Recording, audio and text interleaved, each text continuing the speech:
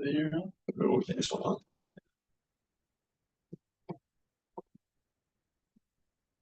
Ladies and gentlemen, welcome to the 2025 Summit League Cross Country Championships preview. I'm your host, Ryan Enerson. I'm your other host, Cameron Rail. And happy Halloween to all that celebrate. Where's the 5 Summit League? We got it. We've never done this before. This is new. We're trying to figure this out as we go. Allow us some hiccups as we go along, but hopefully you'll be able to watch the live stream. We're going to try to monitor the comments the best we can. Our goal tonight, we just want to give you a little idea of what we've got going on between the men's championship race tomorrow, the women's championship race, and so on and so forth. So anyway, I'm going to go change, but Cam, just tell us a little bit about where we are, what we're doing, and yeah, how it's looked so far. Yeah, we're down here in Omaha. The last time Omaha hosted the championships would have been my senior year, 2018, fall of 2018. So it's good to be back in Nebraska and Omaha for the championships. We got a great broadcast set up for tomorrow. The team that, we're getting calls into the station as we speak. Breaking news. Do you need to answer your wife? Yeah, I bet.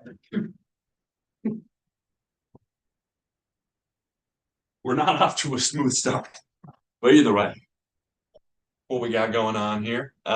Men's race starts tomorrow at 10 a.m., women's race at 11. So excited for both of those.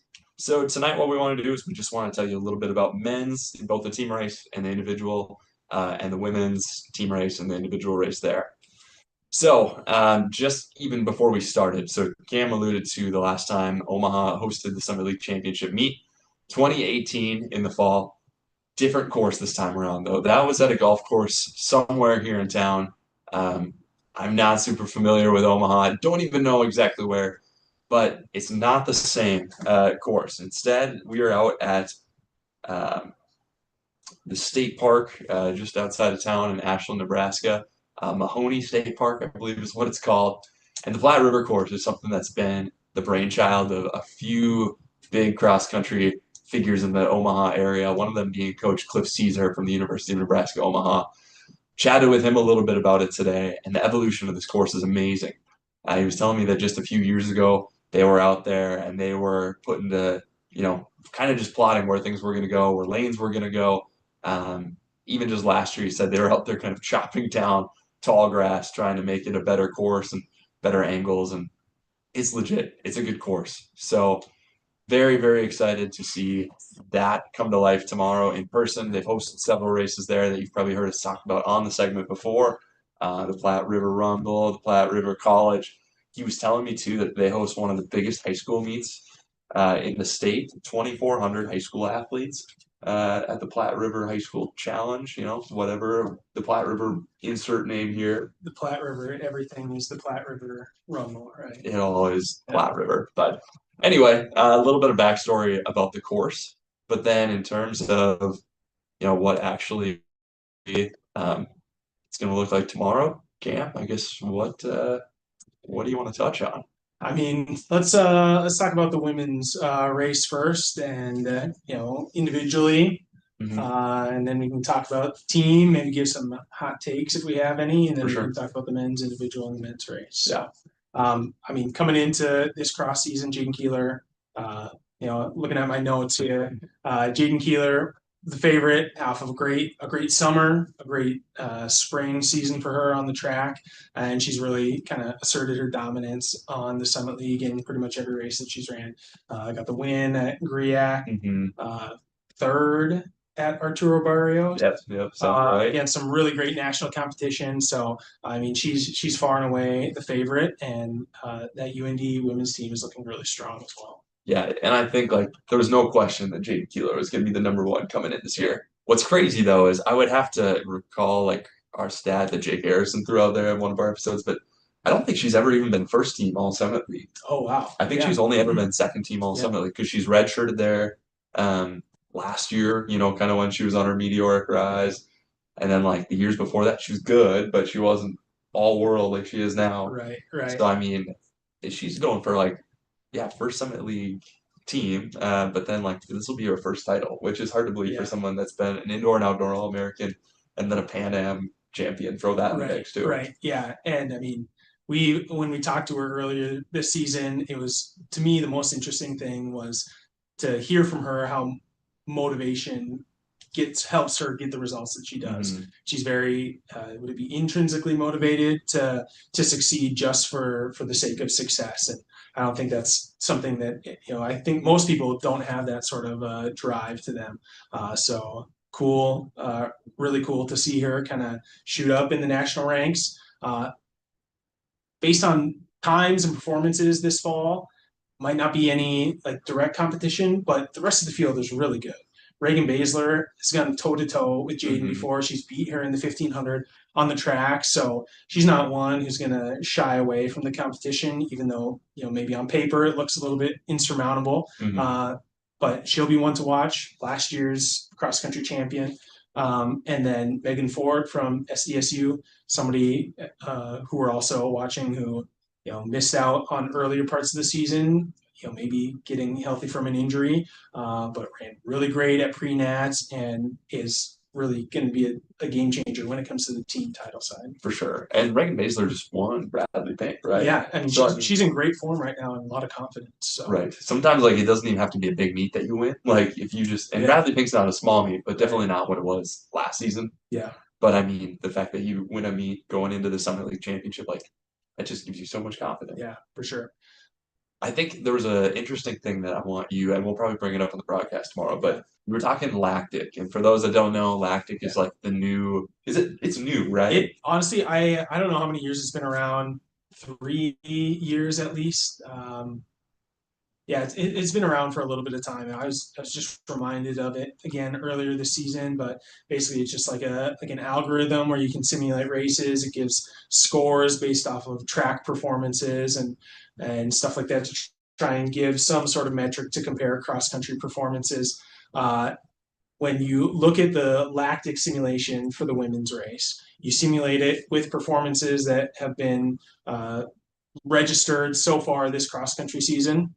And UND is the overwhelming favorite. I can't remember exactly it runs 1,000 iterations, and I can't remember exactly the number of times UND would win in this simulation. But a big difference maker could be Abrielle Jarrell from USD, grad student, has not competed so far this season. So in the initial sort of simulations when they're run, her results are not factored in. But if you go in, add her to the simulation, it makes it almost a 50-50 split, UND to SDSU, who's going to win the team race. So I don't know, it's just kind of interesting stats, and stats are imperfect, but they're fun to look at. And I know when I was talking to Jake about it in the past, it's very accurately scored the conference meet, at least on the men's side, for the past couple of years before it was even run. So I think the prediction algorithm is pretty good. So it'll be interesting to see, Jarrell complete, kind of unknown this season. I believe last time she competed at the Summit League Cross Championships was 2023, and she got 5th. So definitely, somebody to watch in the top 10, in the top 7 for the first team All-American. And, we talk about number 1s or number 4 and 5s having an impact for the team title. But, this is like a potential number 1 for another team having an impact on 2 other teams' team races. Right. So, which, like one person, like it's hard to think that they can change a race that much. But, you do factor in another low stick that's not there in the simulations, and it can throw a wrench and everything. Yeah, exactly. I want you to finish this sentence. I'm going to throw you on the spot a little bit. Okay. So, just talking the women's side of things. Tomorrow, I will be surprised if. I'll be surprised if Jaden Keeler doesn't win. Maybe that was too easy. Do it again. I will be. Oh man, that is, you did put me on the spot there, Ryan. I'll be surprised if it's not a UND SDSU. Interchange them, 1 or 2. If it's not those 2 teams, first and second. Okay. I always get so gun shy to make super concrete predictions. So a little bit of a cop out for me there, but yeah. What about for you, Ryan? You will be surprised if. Gosh, I put you on the spot and I don't have a better answer. It's not like I prepared for this one. I think I would be surprised. A few different things. if there are less than 3 Fighting Hawks first team All Summit League. Yeah, I think in the top 7, I think if they put 3 in there, like they've got a legit, very, very concrete chance of winning. But I'd kind of be surprised if they didn't. Yeah. I think I would be also surprised if, yeah, maybe not so much. I'll just keep it at that. Yeah. I think that'll be my one. I mean, to your point, the UND's top 3, I mean, obviously they've had great success off of Jaden Keeler getting 1 or 3 points at, many of these meets, but I think the main, horsepower in their team is those top 3, and they have very strong, tight pack between the 4, 5, 6, 7 athletes that are kind of interchangeable. But I think for them, the team race will be won and lost in 4, 5, 6s. For South Dakota State, I think the team race will be won or lost in how high can their 1, 2, because I think their 3, 4, 5, 6 will be right there with UND, maybe even a little bit higher, as we've seen SDSU just have great depth, across season after season. Right. So obviously, you have Baszler from NDSU mixing it up, and maybe Jarrell or Timmerman from USD kind of mixing it up and shaking up how the points might land. But yeah. I think I have another one. I will be surprised if Shohei Johnson doesn't win Newcomer of the Year. Yeah, the Texas A&M transfer. Yeah, that'll be my more concrete one. Good. I was also having this thought, if we're talking like first, second team All Summit Leagues, we've been doing this is our 4th year doing this. So like you kind of think of a cycle of athletes. Yeah. Now a lot of people still like these 5th years have had COVID mixed in. So like eligibility, I think we're kind of getting to the end of it being a little bit weird. But we've watched Jaden Keeler at these championships, Reagan Baszler at quite a few, Gabriel Jarrell, like you said, at so many. But now I think we're like, this is a big chance for some new faces to really step up and shine at the Summit League Championships. So I'm kind of interested, like which freshmen, which sophomore are going to take that leap and be in that top 14. And who's going to kind of be the face of the league going forward. Yeah, this could definitely be the start of the next generation. Yeah, this is like pretty pivotal. Yeah, and it'll be interesting to look back 4 years from now and say, hey, that person we didn't really know was going to compete that well, showed up, balled out, and then they became a regular occurrence as an athlete up in scoring in top of the Summit League. So. Right. So yeah, look for people like Mariah Belmont from UMKC. She's been there number 1. Like Olivia Pauley, a sophomore from St. Thomas. She's been there number 1 at several meets. Let's see, Briley Early racing on the home course for UNO, freshman. Yeah. So I mean, like Osley Murrumbidzi from Oral Roberts. So like, there's plenty of people who, might have a chance to kind of sneak up in those higher places.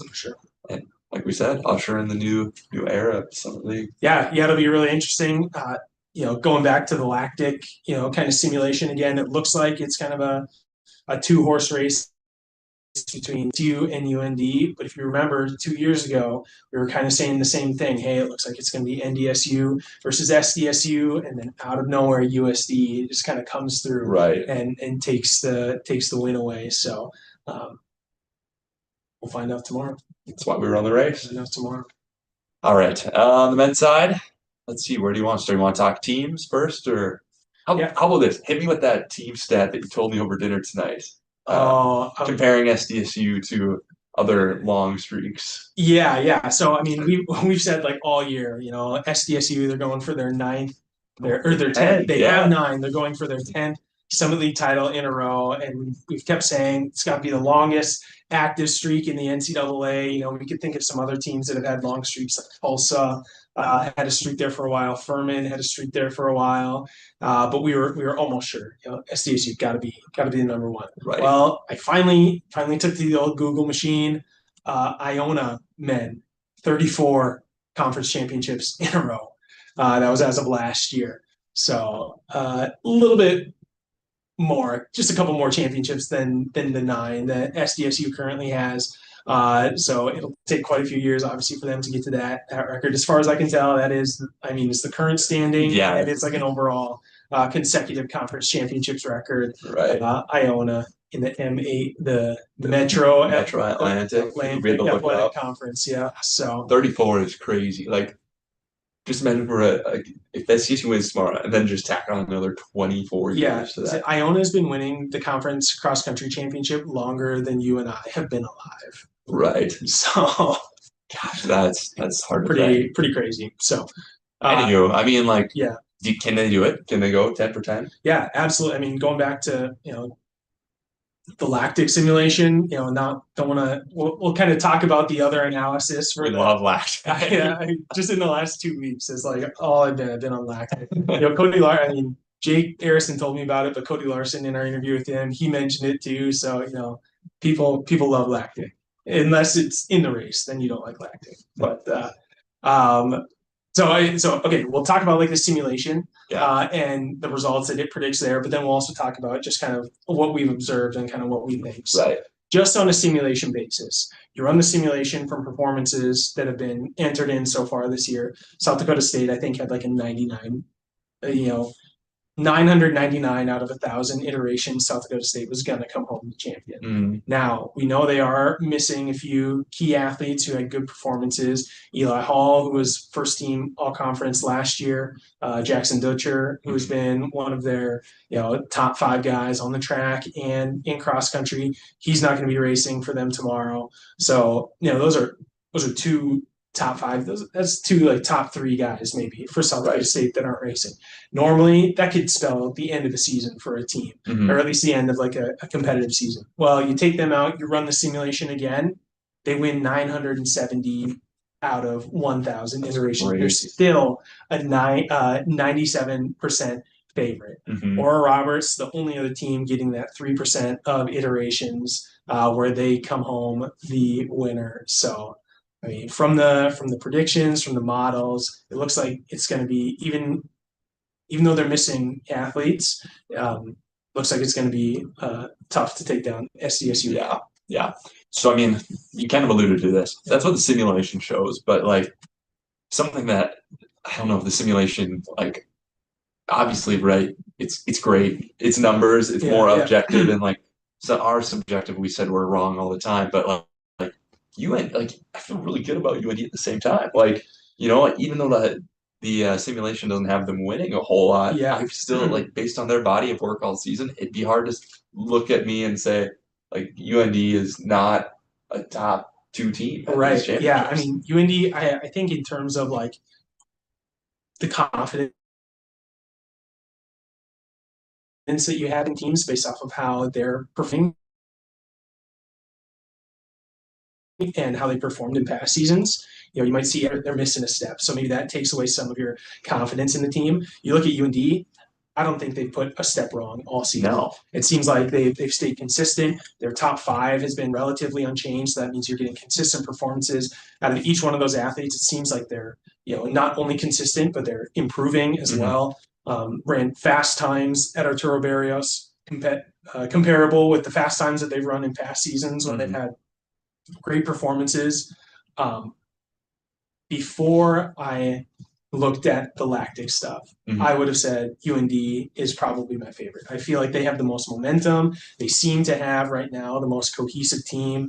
There are no pieces missing. Where SDSU, you don't know how the missing athletes are kind of affecting the team morale or the outlook that they have coming into the championships.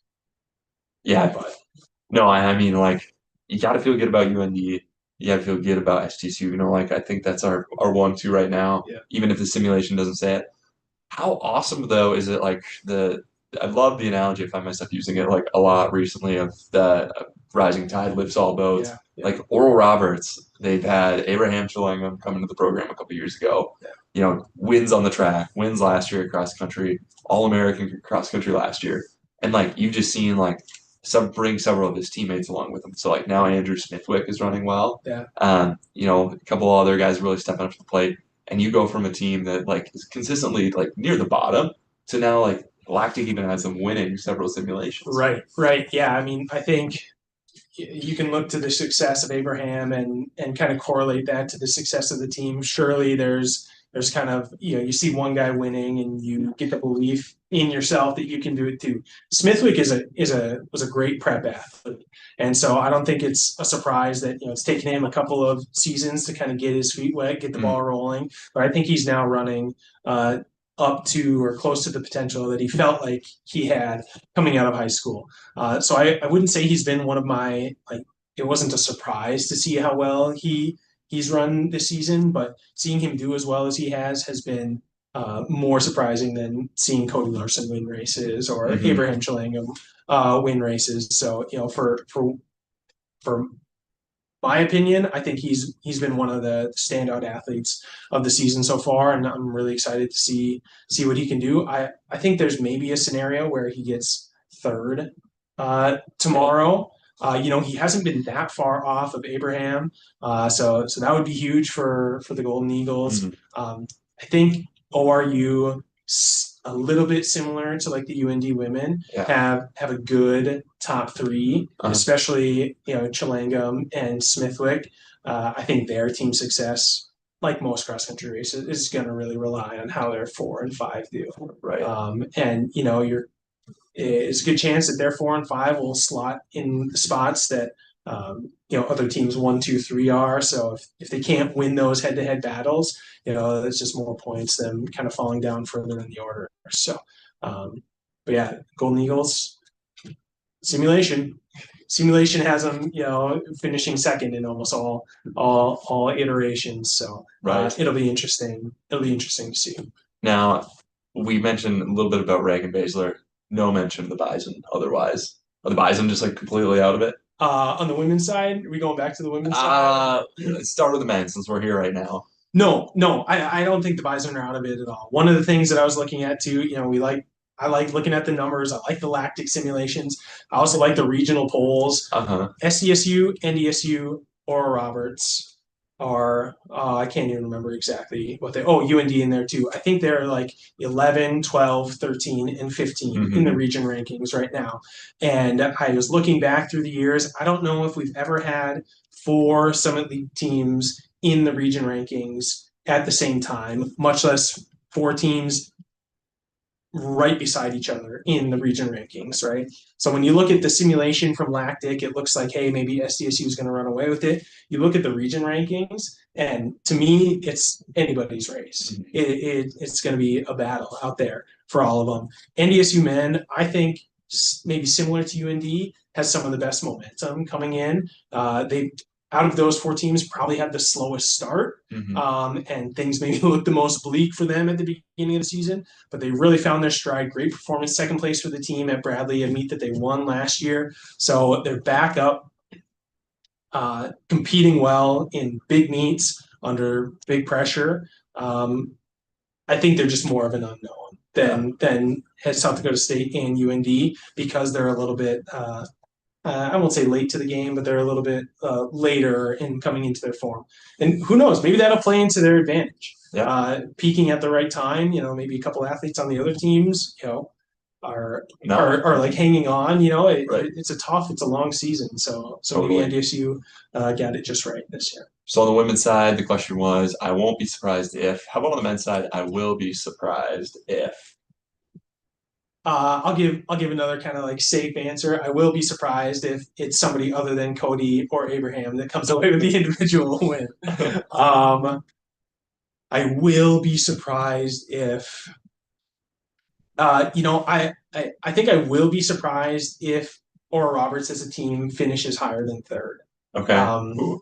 We were talking about this a little bit earlier, and when you have a solid 1-2 or a solid 1-2-3, that's great, but it just when the 4-5 is a little bit more of an unknown, it creates bigger swings, one way or the other. And last year, maybe 2 years ago, there have been a couple seasons now where we've been pretty optimistic about how ORU is going to perform at these championships. And I don't know if it's coming from they have to travel farther than everybody most years, or if it's a change of weather from Tulsa to Vermilion or Fargo or wherever the competition is.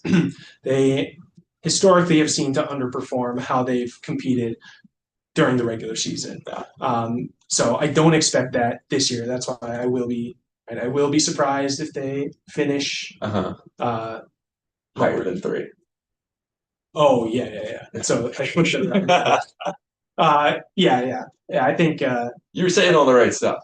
yeah. You guys know what I'm talking All right. So with that, we're just about done here. I think the biggest thing, just to kind of recap this whole conversation on the women's side, going back to there, I think we're both kind of unanimous. Jaden Keeler is going to be our individual champ, but going to be really interesting to see if UND can pull off their first ever Summer League title, if SDSU can defend, or if someone else can kind of step in and steal it. Yeah, I think I think UND is going to get the job done. Okay. I think they're gonna come away with their first Summer League title on the women's side. But I think it's going to be 5 points difference between UND and SDSU. You heard it here first. And then on the men's side, like great battle between Abraham and Cody Larson. Really interesting with the team title. I think SDSU's got a good chance to keep the streak alive, but don't be surprised if UND can also step in and get the job done there as well. Yeah, I think I'll say that I think UND is the favorite coming in. UND sweeps? Are you putting money on that? No. See, this is I think UND is the favorite. I think they've been running the best, but I still think SDSU comes away with the win tomorrow. I think they get number 10. Yeah. Last few things that to maybe look for on the men's side. I think we mentioned Andrew Smithwick. He's been really impressive for me this season. Dale Johnson from South Dakota State. He was another that kind of impressed me in the middle of the season. Mm-hmm. So it'll be interesting to see how his performances mid-season translate. And then Max Westerland from St. Thomas, a guy who had big aspirations last year, came down with a little bit of sickness. Did not have the Summit League meet that he wanted or knew he could have, but he ran well at Bradley Pink as well, and so I think tomorrow's going to be a bit of a redemption run for him. Yeah, if I get to finish that thought too, like I would be surprised if USD doesn't have someone that's first All Summit League, and St. Thomas doesn't have anyone. I think Max Westerland's got a really good case to be top 7, and then I think Isaac Ochoa, he's been running so well this year. I think him, and there's even a chance that like someone like his teammate like Nat Kiflay could really show up and get the job done. So, all right, well, I think that's kind of a good place to put a bow on it. Thanks to the people that sat through this whole thing. I don't think it was very many of you. I was kind of looking up. You the proud. You the proud. We got a whole tooth and stuff with us for these 26 minutes, but hey, not bad for our first time. Yeah, we went the live. More of a second time listener. Sort of thing. We have faces for pod. Yeah. But you dress up nice. Thank you. The turtleneck was a nice touch. Hey, thank you. It's turtleneck season. Soup maybe season. Turtleneck season. Maybe we would have had more viewers if you kept the hot dog soup. True. All right, that's gonna do it for us. Thanks so much for joining. Wow, now I can't see how to end this meeting. That's the problem. Oh no. Let's see. There we go. We'll see you tomorrow.